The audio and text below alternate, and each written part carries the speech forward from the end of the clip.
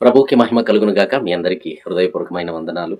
మీరందరూ బావుండాలని మనస్ఫూర్తిగా కోరుకుంటూ, మీ కొరకు తప్పకుండాను నిమిత్తం ప్రార్థన చేస్తున్నాను. పరిశుద్ధ గ్రంథ లేఖన భాగంలో నుండి ఈరోజు దేవుడు ఒక మాటను గురించి మీతో మాట్లాడాలని పరిశుద్ధాత్మ ద్వారా ప్రేరేపించబడి మీ ఎదుటికొచ్చాను. ఏంటి ఆ మాట అంటే, రోమీలకు రాసినటువంటి పత్రిక 8వ అధ్యాయము 26వ వచనంలో ప్రార్థన సహాయమును గురించినటువంటి ఒక విలువైన మాట రాయబడింది. ప్రార్థనా సహాయం. ఏమిటి ఆ ప్రార్థన సహాయము? 26 వచనంలో, అటువలే ఆత్మయు మన బలహీనతను చూసి సహాయము చేయుచున్నాడు.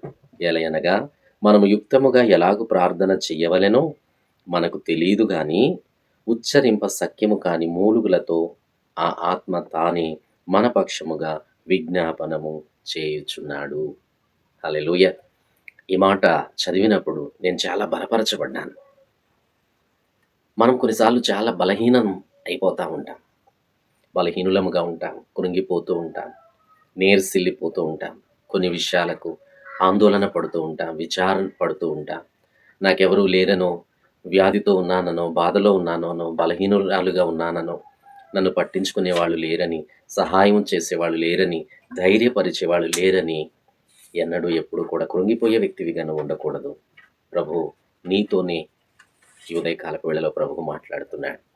తప్పకుండా ఆయన నీకు సహాయము చేసే దేవాతి దేవుడై ఉన్నాడు.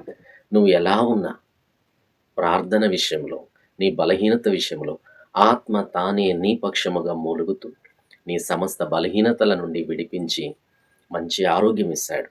అలాంటి దేవుని సహాయము పొందుకొని ముందుకు నడిపించబడదాం. God bless you. దేవుడి మాటలు ఆశీర్వదించును గాక. Amen. Praise Lord. God bless you.